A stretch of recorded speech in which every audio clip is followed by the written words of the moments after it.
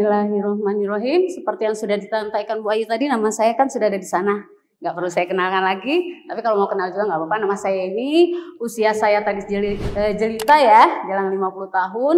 Anak saya 3, suami saya 1. Cuma boleh 1 kan, nggak boleh 2. Jadi saya adalah, hobi saya tadi sudah saya sampaikan juga. Saya hobi bersepeda, saya hobi trekking. Saya nggak hobi ke mall. Saya hobinya masuk hutan.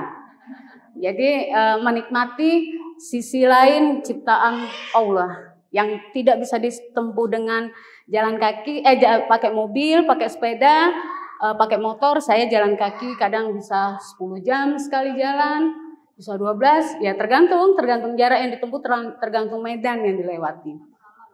Ya, tadabbur alam. Nanti alhamdulillah kan kalau Allah memberi kesempatan kita di semua ciptaan Allah yang tidak bisa disentuh manusia yang lain, yang malas lah ya, yang malas untuk berjalan. Saya di situ, saya sholat, saya ya apalah yang bisa kita lakukan untuk kebaikan gitu kan. Nah itu. Dan saya adalah owner dari PT Sumber Rezeki Samudra Jaya. Usia perusahaan saya sudah 24 tahun. Saya berkecimpung di dunia ini dari usia saya 25 tahun. Itu kan bisa dijumlahin tuh ya umur saya berapa ya. Kalau mau ditanya, selain saya punya perusahaan, itu shipping itu bergerak di shipping, itu pengapalan batu bara. Kalau dipikir itu kan dunia keras ya, yang berhubungan dengan laki-laki, yang berhubungan dengan pelabuhan, yang berhubungan dengan kapal. Itu saya saat itu saya belum menikah. Saya usaha ini belum menikah. Mungkin awalnya saya masuk ke usia ini di usia 24 tahun baru saya mau. Dulu saya bekerja, sebelum saya punya usaha sendiri itu saya bekerja di perusahaan swasta. Saya sebagai orang keuangan kala itu. Kalau ditanya titel saya nggak punya titel. Lihat kan, di situ cuman hajah. Kalau saya tidak bisa dibilang saya tidak kuliah. Saya tidak kuliah. Karena memang saya ditinggal, ayah saya meninggal saat itu saya kelas 1 SMA. Kelas 1 SMA dan saya masih punya adik 2. Ibu saya cuman pedagang biasa. Ayah saya meninggal, kita 9 bersaudara dan saya anak ke-7. Kakak saya, saat ayah saya meninggal, kakak saya udah menikah 5 orang. Jadi sejak ayah saya meninggal, yang mengambil tanggung jawab kami itu kakak saya. Yang nomor 2. Nomor 3 orang lah kala itu ya. Tapi yang lebih berperan banget yang nomor 2. Jadi karena saya pikir kakak saya nyuruh maksa saya untuk kuliah, oke, saya ikutin. Mungkin saat itu saya cuman setengah semester pun tidak. Jadi bisa dikatakan saya tidak kuliah ya. Kenapa saya bisa sampai ke posisi saya sebagai pemilik perusahaan PT Sumber Rezeki Samudra ini? Kalau ditanya saya triknya kenapa? Saya nggak tahu. Itu skenario Allah untuk saya. Apa sih yang saya lakukan? Modal. Saya nggak punya modal kala itu. Saya tidak punya modal. Kalau saya bekerja di perusahaan swasta sebelum saya punya usaha sendiri, itu saya sebagai keuangan. Nah, kalau sebagai keuangan itu, saya cuman melakukan ketika bos saya bilang gini, ya nih si A cuti kamu bantu di perpajakan misalnya gitu kan. Ya nih si B cuti kamu bantu di pos kontrol. Ya nih si C cuti kamu bantu di sini gitu aja kan. Tapi saya lakukan dengan senang hati aja karena saya pikir saya dapat ilmu aja di situ. Jadi saat itu saya melakukan semuanya kalau kata nothing tulus aja, nggak ada pengen pamrih apa-apa. Saya lakukan semuanya. Jadi secara untuk kita melakukan kayak persiapan untuk aku pengen usaha sendiri, aku persiapanku ini ya, nggak ada. Tapi saya lebih ke tepatnya menjaga hubungan saya sama Allah. Di situ ya. Pertama yang saya lakukan adalah sholat tepat waktu. ketika kita sholat tepat waktu, dan saya merasakan, jadi saya di sini bukannya sedang ngecap, tapi saya menyampaikan sesuatu yang saya alami. Ketika azan tiba, saya langsung sholat. Sekalipun saya lagi menikmati kesenangan dunia, misalnya nonton gitu kan, itu kan kesenangan dunia kan. Misalnya saya main handphone, semua saya menikmati kok kesenangan dunia, tapi wajar-wajar aja, nggak boleh kebablasan lah. Kan Allah juga tidak melarang kita menikmati dunia dan seisinya kan, tapi jangan kebablasan gitu kan. Tetap harus berimbang hidup itu, dunia dan akhiratnya harus berimbang. Jadi saya sholat 5 waktu itu tepat. Jadi kan saya ingat ada guru saya bilang, ketika kamu sholat 5 waktumu di awal waktu, maka rezekimu akan datang di awal waktu, tepat waktu gitu kan. Itu sih sebenarnya kalau persiapan yang untuk menjadi seorang pengusaha, persiapan apa, modal, saya nggak punya modal. 0 modal saya. Kenapa saya bisa berjalan? Ya Allah, semua karena Allah. Jadi teman-teman di sini nggak usah takut. Berbuat baik aja seperti yang Allah suka. Pasti kita akan dalam perhatian Allah. Itu sudah janji Allah. Kan teman-teman mempelajari Al-Quran. Jadi Al-Quran itulah pedoman hidup kita. Dan Allah menjanjikan setiap satu kebaikan akan dibalas dengan 2 kebaikan. Ya kan? Belajar aja. Hidup itu menurut saya belajar. Ya, alam ini alam ini kita jadikan buat pelajaran buat hidup kita. Belajar itu tidak harus di kelas, duduk, ada guru. Alam menjadikan pelajaran buat kita kan. Gimana kita harus hidup itu ibaratnya jangan memikirkan kesenangan sendiri. Pikirkan orang lain di sekeliling kita. Kita jangan memikirkan kenyamanan sendiri. Pikirkan juga kenyamanan orang lain di sekeliling kita. Itu sebenarnya ketika kita memikirkan orang lain, kita akan selalu dalam pikiran Allah, dalam pandangan Allah, dalam naungan Allah. Itu sih yang selalu saya tanamkan ke diri saya sebagai umat Allah ya, umat ciptaan Allah. Jadi nggak ada. Jadi teman-teman sini nggak usah takut, lakukan aja yang baik yang Allah suka. Pasti Allah akan mudahkan jalan kita. Saya sendiri ngalamin gitu kan ya, terutama ke orang tua, ke ibu terutama. Kan kita tahu ya, ibu itu 3 baru ayah 1 gitu kan. Jadi jaga hati ibu. Jika kita tidak bisa bikin mereka tertawa bahagia, jangan buat mereka menangis karena ulah kita. Tuh yang harus digarisbawahi. Jadi bahagiakan ibu. Bahagian ibumu tidak selalu muter pengen hartamu, tidak. Allah memang tidak menyuruh kita membalas jasa ibu kita karena tidak akan pernah terbalas. Tapi Allah menyuruh kita berbuat baik terhadap kedua orang tua kita. Banyak cara. Kita nggak mampu harta. Ya dengan cara membanggakan dia dengan tingkah kita. Dengan kita rajin di rumah. Allah pun juga seperti itu kalau menurut saya sih ya. Dulu saya menganalisanya gini. Allah itu gimana kita bersikap. Ya, seperti kita ke orang tua kita. Ketika kita ke orang tua kita nih ya, kita berbuat baik, misalnya kita rajin di rumah, sholat, tanpa harus orang tua kita berteriak gitu nyuruh sholat. Kita lakukan kewajiban kita sebagai muslim, terus kita bantu bersih. Orang tua kita kan pasti senang, ya kan? Orang tua kita pasti senang. Nah, kira-kira gitulah. Kita lakukan hal yang baik, Allah yang melihat kita juga senang. Sehingga dia terus limpahkan rahmatnya buat kita.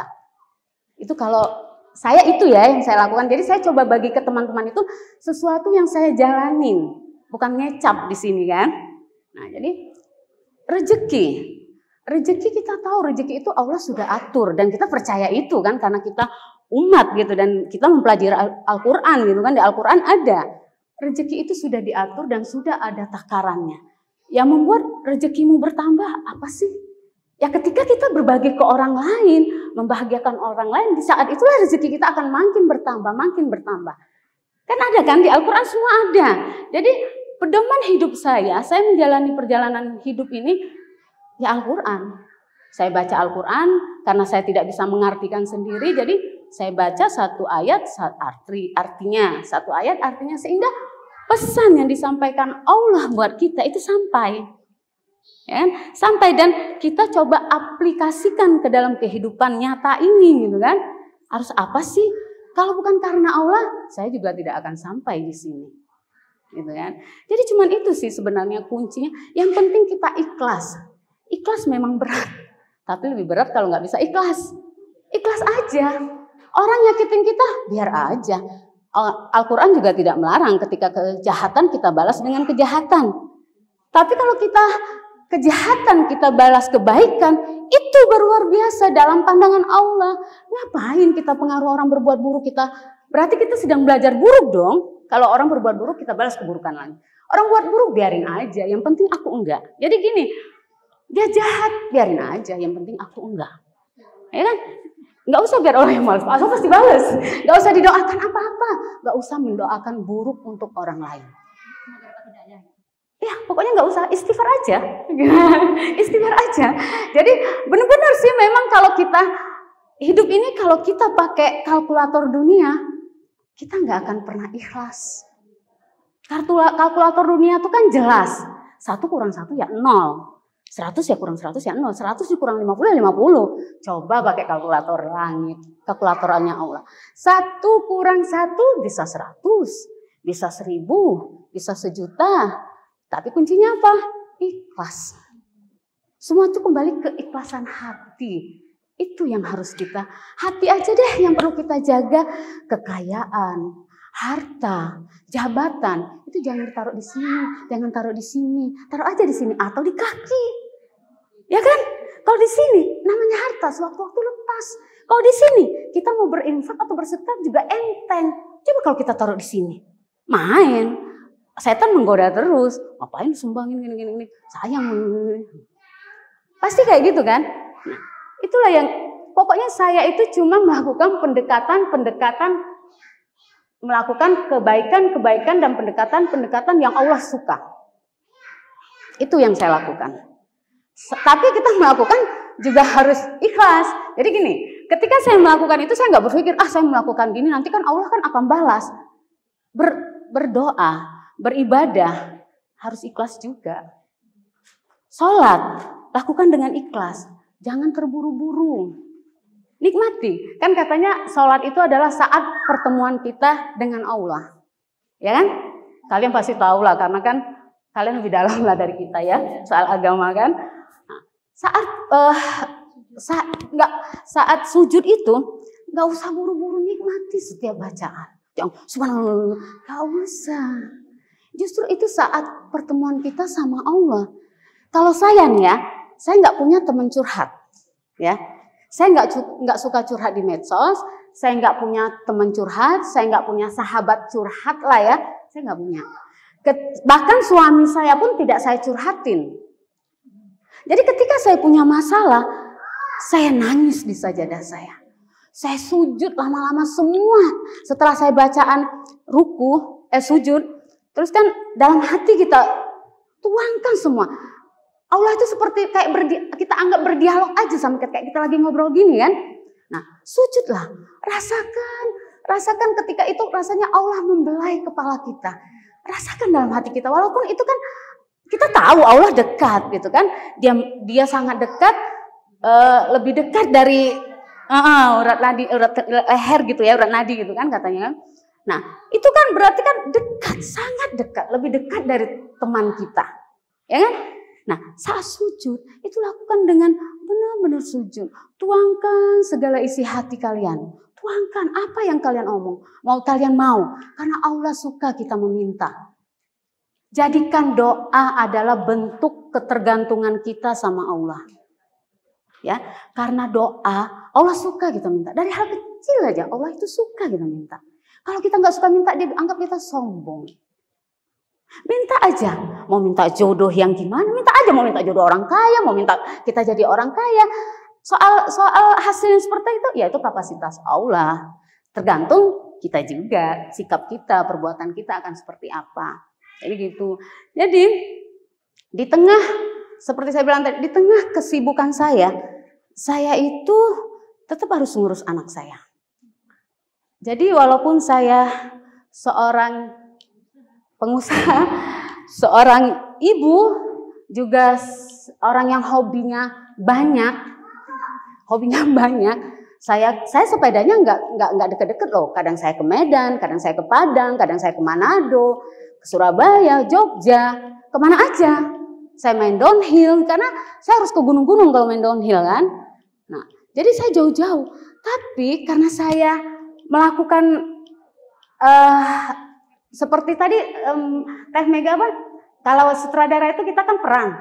Nah, jadi kan Allah memilih saya untuk berperan sebagai ibu, pengusaha, juga pengen me time saya juga banyak. Jadi kalau dikatanya gimana sih bisa berjalan antara pekerjaan dan mengurus anak dan ibadah, jalan 24 jam banyak yang bisa kita lakukan asal ya hidup kita juga berarti buat orang lain.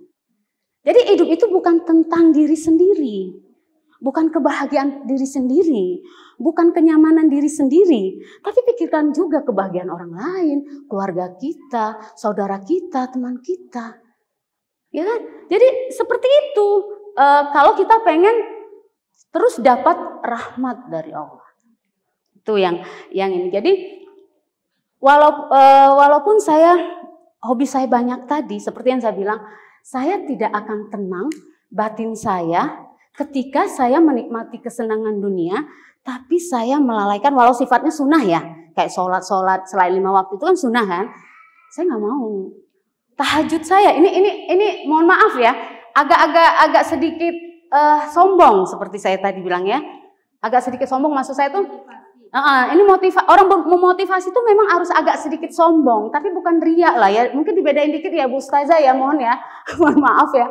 Jadi gini loh, orang memotivasi itu saya pun nyampein gimana kalau saya nyampein begini. Ya kalau memang mau gitu ya rugi, kan pasti nggak enak kan. Jadi ketika saya menyampaikan ini saya harus dengan gerak ya, supaya orang yang melihat juga bisa terpukau dan hatinya ikut semangat gitu kan. Nah, terus yang paling penting sekali nih, senyum sendiri juga nggak apa-apa. Kalau kalian susah, kalau udah terbiasakan senyum nih, kalau kalian susah senyum, ambil aja kaca, senyum aja sendiri. Latihan senyum, itu kan terapi tanpa berbayar. Nah, tapi dampaknya luar biasa ke hati terutama. Kalau hatimu baik, nah itu awet muda kata, benar. Dengan senyum-senyum itu, aura kebahagiaan itu akan mulai dari hati, terpancar di wajah. Itu fakta. Senyum-senyum aja, jangan cemberut.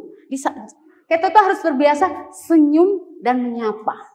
Sekalipun kita nggak kenal orang loh. Karena saya biasa masuk hutan, kemana saya ketemu siapa aja saya sapa, saya tanya. Kalau dia kebetulan jadi guide kami saat kami trekking atau hiking, saya tanya-tanya anaknya siapa gitu. Saya hobi bertanya gitu, bukan maksud kepo, bukan. Allah menggerakkan saya untuk bertanya. Terkadang dengan pertanyaan saya timbul Allah menggerakkan saya untuk membantu beliau yang saya tanya itu. Itulah cara Allah. Jadikan setiap perjalanan kita minta ke Allah, ya Allah, jangan jadikan perjalanan ini cuman hanya untuk kesenangan. Kan saya banyak kesenangannya ya, bersepeda, hiking itu kan kesenangan ya dunia. Tapi saya berdoa sama Allah, ya Allah, jadikan setiap perjalanan walaupun ini kesenangan, ada nilai pahala yang bisa saya kumpulkan untuk akhirat nanti. Itu doa saya setiap sujud saya. Ya Allah, ringankan selalu hati ini berbuat kebaikan yang Engkau suka. Ya Allah, peluk hamba, peluk anak cucu keturunan hamba, hingga selamat sampai surgamu ya Allah. Kita nggak ada yang sempurna di sini ya, tapi kita menjadi sempurna menurut sudut pandang Allah. Kalau sempurna dalam itu kan cuma Allah yang punya. Tapi kan sebagai manusia kita punya target dong, ingin menjadi manusia yang dicintai Allah. Jadi gitu. Cuman itu sih, jadi kalian nggak usah takut kan saya udah cerita, saya nggak punya modal. Zero. Apa modal saya? Saya menjaga komitmen. Saya menjaga setiap janji yang terucap. Saya takut. Saya takut ketika ini sepele ya. Kita janjian misalnya, kita nanti ketemu di sana jam 7 ya. Saya daripada telat, mending saya duluan. Jam 7 saya mau bersih, ini cuma buat kesenangan ya, kita bicara dengan siapapun. Kita harus menghargai siapapun. Jangan dilihat, cuman teman sepeda saya itu kan ada tukang gorengan, ada OB, bukan orang berduit semua. Tapi saya jaga janji sama mereka, walaupun kalau dipikir, siapa sih dia? Gue minta maaf juga selesai. Itu urusan dunia, tapi Allah kan punya catatan sendiri buat kita. Jadi ketika kita janji sama seseorang, aku janji jam 10 datang. Lewat dari jam 10.50, itu udah dosa loh. Jangan dikira enggak. Caranya untuk ini ya, minta maaf. Maaf ya, aku telat 5 menit. Itu harus rajin lidah ini mengucapkan kata maaf. Jangan kita habis berkumpul kayak gini. Belum tentu kita tidak berdosa satu sama lain, walaupun kita tidak berdialog kan. Mungkin saya ngomong gini, ini maaf ya, bukannya mungkin ada yang tergumam, ini ngomong apa sih? Itu kan sudah dosa. Ya kan? Makanya setiap berpisah dari orang yang kita temui, biasakan, mohon maaf lahir batin ya. Bahaya loh, punya dosa manusia ke manusia. Kita minta maaf sama Allah, seolah Allah ampuni. Tapi ketika sama manusia, belum tentu. Keikhlasan. Itu contoh dosa yang kecil lah ya mungkin ya. Melanggar lampu merah, itu dosa. Kita kan bangga kadang-kadang. Gue melanggar lampu tanpa polisi gitu kan. Nggak kena tilang. Senang, padahal itu dosa. Walaupun itu peraturan yang diterapkan manusia. Maksudnya peraturan lalu lintas kan. Tapi dosa loh. Jadi nggak usah bangga bikin dosa. Ya, tapi banggalah ketika kita bisa berbuat baik. Membanggakan orang-orang di sekeliling kita. Itu yang harus kita bangga. Gitu teman-teman. Jadi nggak usah takut. Nggak usah takut yang berlebihan. Takut pasti adalah ya, kita kan manusia ya.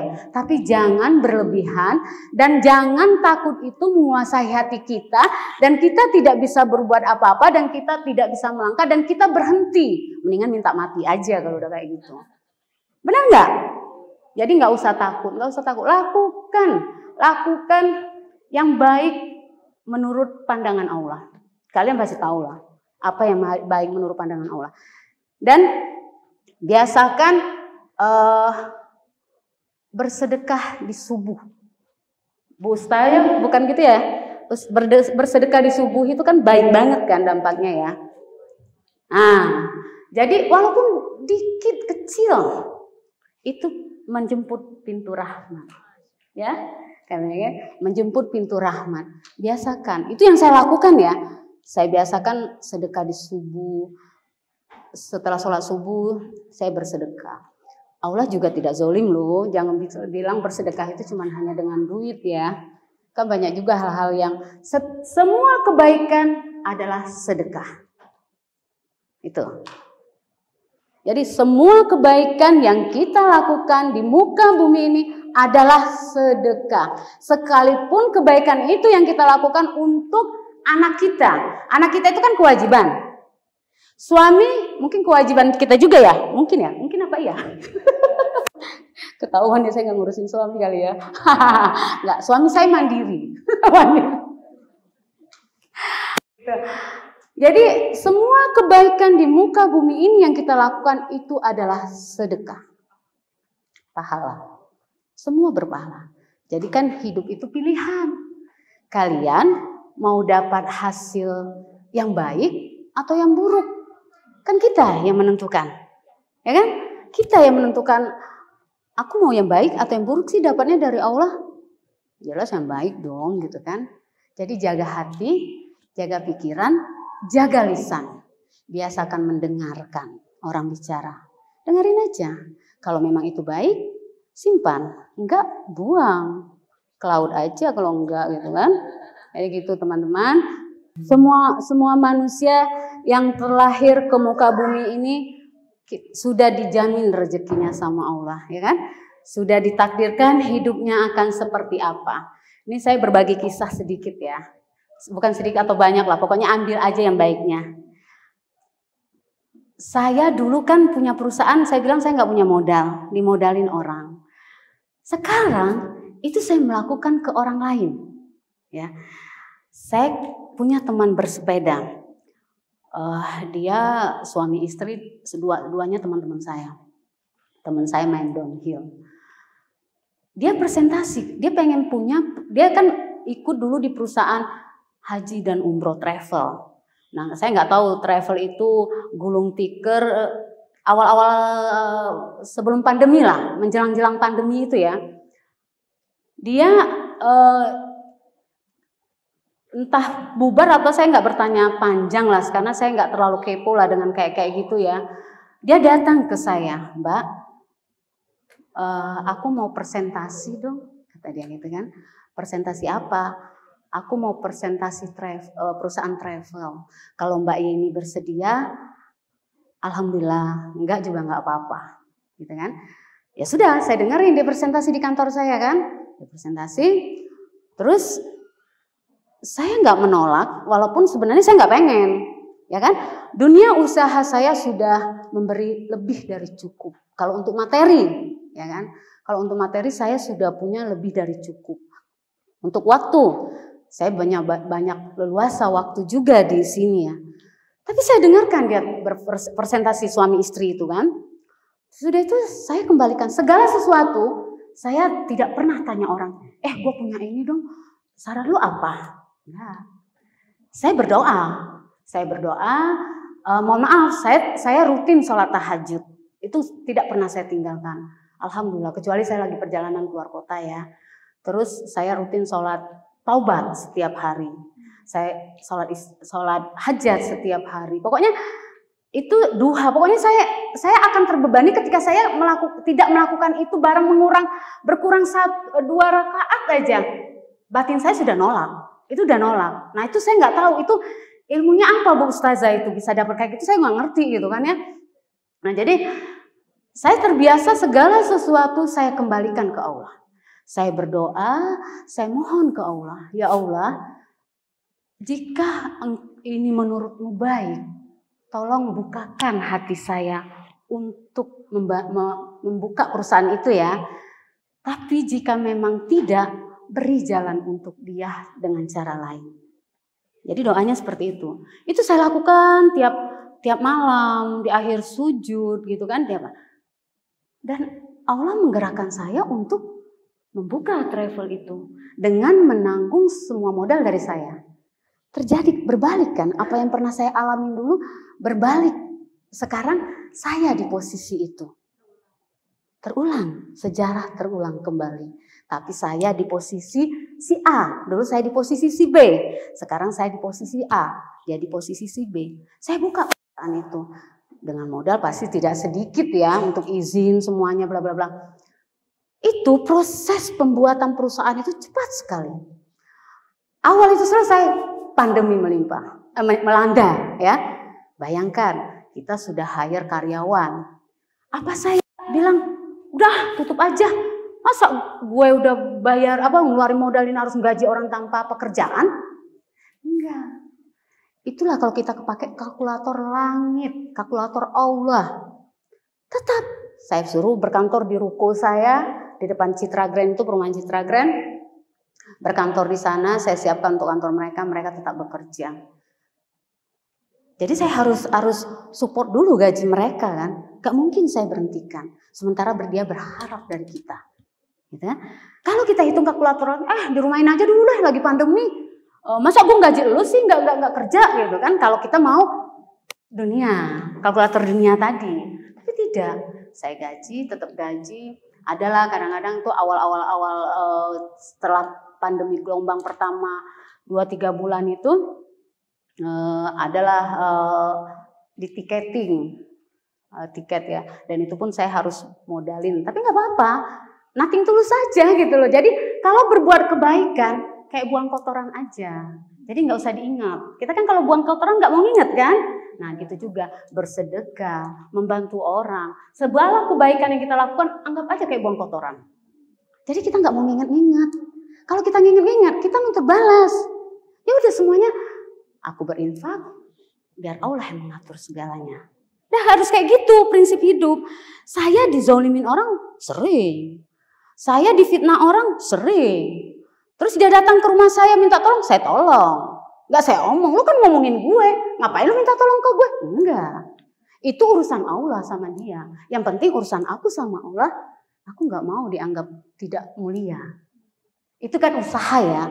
Semuanya kan Allah yang punya rapot kita ya. Tapi kan ikhtiar kita sebagai manusia.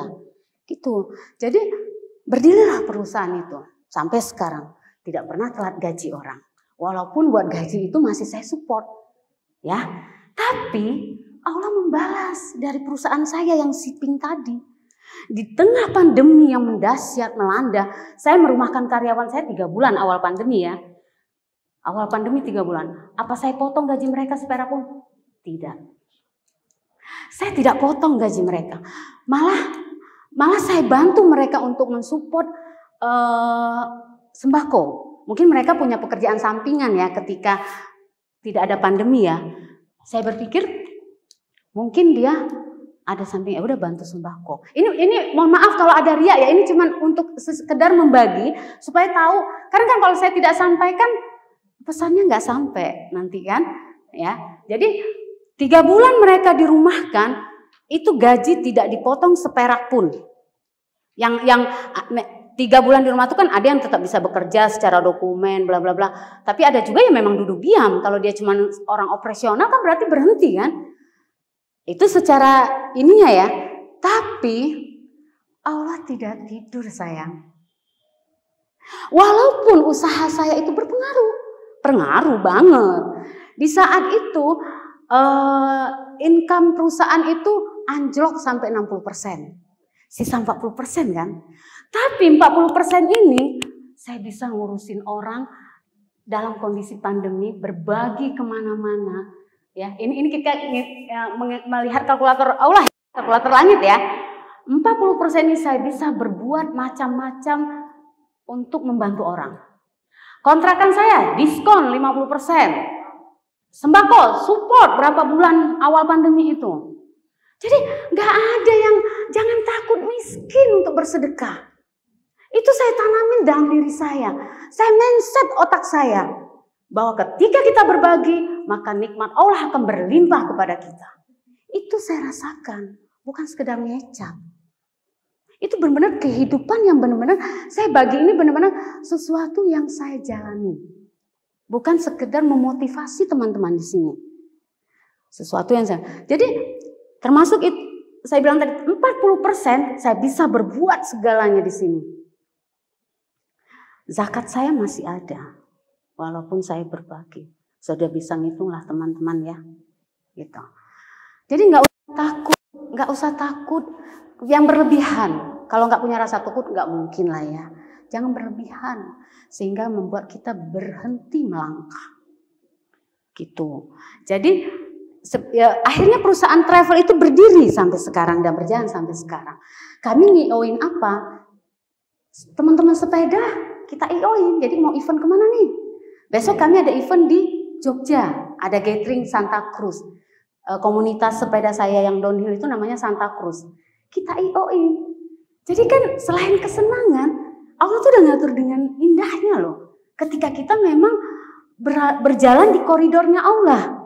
Allah itu sudah mengatur kehidupan kita. Jadi kita aja yang berbuat baik. Selebihnya Allah yang mengatur hidup kita. Gak usah takut. Baik-baik aja jadi anak ke orang tua. Kayak gitu lah kan. Kalau kita baik-baik sama orang tua bela-belain kita deh.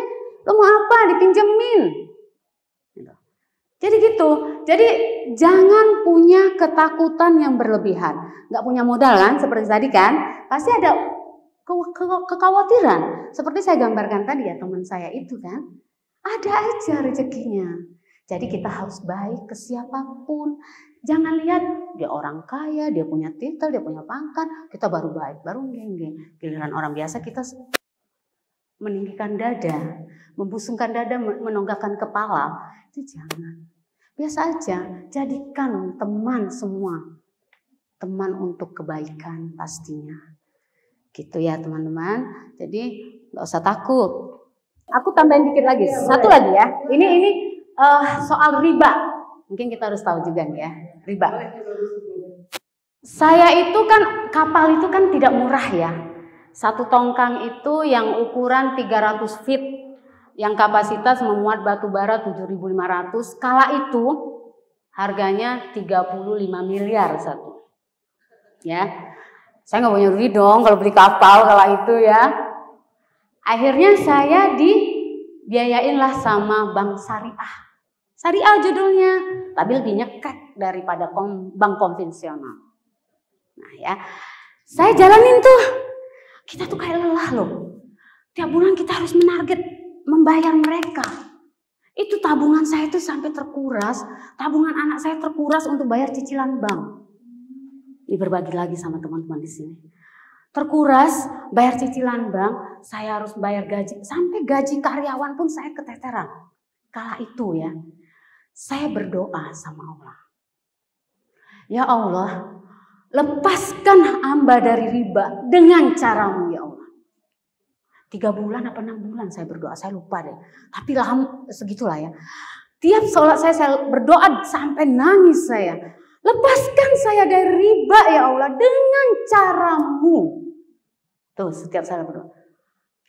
Di akhir bulan 2017 doa saya dijabah sama Allah. Saya berdoa 3 bulan apa 6 bulan, saya lupa karena saya tidak suka mengingat sesuatu yang saya lakukan karena keikhlasan. Udah lakuin aja gitu, tapi ya berkisar itulah gitu kira-kira.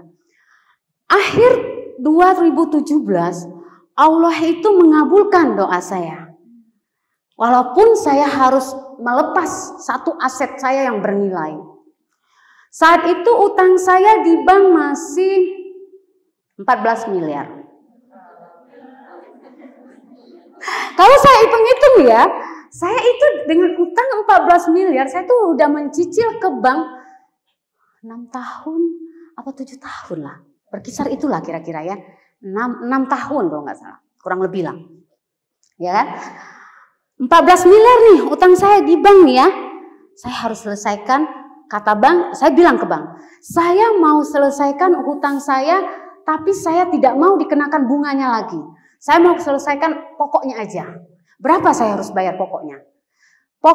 Pokoknya itu kurang lebih 10 miliar. 4 miliarnya bunga. Ya, bunganya. Kata bahasanya syariah sih profit share atau apa kalau bank itu kalau bunga itu bahasanya di bank bagi hasil. Sama aja sebenarnya kan, cuma mengalihkan bahasa aja kan. Bunga padahal kan tetap wujudnya seperti itu kan, jadi bunga. Di akhir 2017 saya bilang kalau memang oke, saya selesaikan di akhir Desember. Saya nggak tahu loh, itu penyelesaiannya pakai apa. Saya ngeblank aja ke bank gitu kan. Akhirnya bank suratin saya. Bu Yeni disetujui dengan satu syarat, sebelum tanggal 31 mereka tutup buku kan. Mereka akan diaudit gitu-gitulah, jadi harus selesai. Akhir Desember sebelum tanggal 31 maksimal tanggal 30 Bu Yeni harus selesaikan semuanya. Kalau tidak, ini tidak berlaku. Jadi dari kurang lebih 14 miliar saya harus membayar 10 miliar yang 4 miliar. Padahal kalau hitung-hitungan kalkulator kita nih, saya bayar ke bank itu selama 6 tahun sudah lebih dari apa yang saya pinjam. Bayangin gilanya. Tapi 14 miliar itu masih dianggap pokoknya masih ada 10 miliar. Gila kan? Coba, sakit nggak kita? Kita kayak dikerja paksa suruh angsuran ke bank untuk menyelesaikan kewajiban kita. Akhirnya saya datang ke teman saya untuk menyelesaikan ya. Saya kan cari cepat dong jualnya aset itu. Orang Cina. Teman saya orang China, tapi orangnya baik. Baik, dia suka bantu masjid, dia berkurban, apalah Allah, kapasitas Allah lah membalasnya. Kita nggak tahu ya, nggak usah diukur. Tapi dia rajin bantu ke masjid, dia berkurban, dia support anak yatim. Teman saya itu orang Chinese non Muslim, tapi dia baik luar biasa. Saya bilang, Cici, aku punya sangkutan di bank, aku mau selesaikan. Bank kasih gua waktu di akhir Desember, lo beli dong aset. Berapa Mbak Yeni? Utang gue di bank segini, saya open aja. Lo bisa nggak sih bayar gue lebih dikit lah? Paling tidak gue ada kelebihan lah, masa gue sekian tahun zong gitu kan ya. Aduh Mbak Yeni, aku cuma bisa bayar 10 miliar. Ya sebesar utang saya. Sebesar utang saya dia bayar. Udahlah saya ambil aja. Saya terima aja. Dalam proses kita transaksi, lo bayar dulu DPDC biar gue kasih ke bank nih, biar bank seneng gitu loh, udah ada penyelesaian sedikit gitu kan. Bank tuh suka lihat uang aja gitu loh, dia nggak tahu, nggak peduli kita mau dapat dari mana. Itu syariah juga loh, bukan bank konvensional aja, semua bank. Udah, jadi saya bayar DP ke saya 4 miliar kalau nggak salah itu saya bayar ke bank. Bank sudah mulai agak senang nih, tinggal pelunasan gitu ya, proses dokumen. Nah, dalam proses dokumen ini kan kalian nih 10 miliar nih ya, 10 miliar. Dalam proses dokumen ini, itu yang saya lepas apa? Kapal ya, itu yang saya lepas kapal saya, tapi kapal yang sudah berumur. Makanya harganya cuma 10 miliar itu dia bayarin. Dalam proses itu kan kapal ini tetap bergerak nih, tetap cari duit ke kala itu ke Merak, kemana-mana. Menjelang kapal saya serah terima, itu saya dapat uang kalau nggak salah 3 miliar. Dari operasional kapal itu sampai serah terima. Serah terimanya kan di Kalimantan, di Banjarmasin. 3 miliar loh. Itulah kalau dipikirkan nggak masalah, rezeki loh dari Allah ketika kita melepas semua dengan ikhlas. Saya ikhlas loh, saya bilang sama orang bank itu, Pak, saya lepas kapal saya. Terus dia ada, maaf ya Bu, ya ini kita harus lakukan ini karena kok nggak apa-apa Pak. Bapak tahu, saya melepasnya dengan hati bahagia. Nggak ada saya rasa, gue kehilangan aset, ntar gue gimana gitu. Nggak ada. Kalau bukan Allah siapa? Kita ini apa sih? Ya kan? Allah, semuanya karena Allah sama. 2018 dengan kalau 2018 masuk awal 2018, Masya Allah tabarakallah, Allah mengganti dengan apa yang hilang itu berkali-kali lipat. Itu kalau kita yakin. Jadi berdoalah dengan keyakinan, melangkahlah dengan keyakinan. Kita yakin kita ini milik Allah. Masalah yang kita hadapi itu gak ada apa-apanya, kecil. Kita harus yakinin bahwa Allah itu maha besar. Dia loh yang memiliki langit dan bumi beserta isinya. Dia yang mengatur kehidupan kita. Kan tahu, jatuh dari pohon aja, itu kan atas izin Allah kan. Debu berterbangan, kita makhluk yang diciptakan gak dalam lindungan Allah. Dengan catatan kita harus menjadi yang baik seperti yang Allah suka. 2018, 2019 saya panen kala itu. 2020 pandemi, tapi saya tidak ambruk di situ. 2021 mulai bangkit lagi sekarang. Ya, begitulah teman-teman, semoga kita berakhir dengan baik, berakhir dengan disukai Allah dan kita husnul khotimah.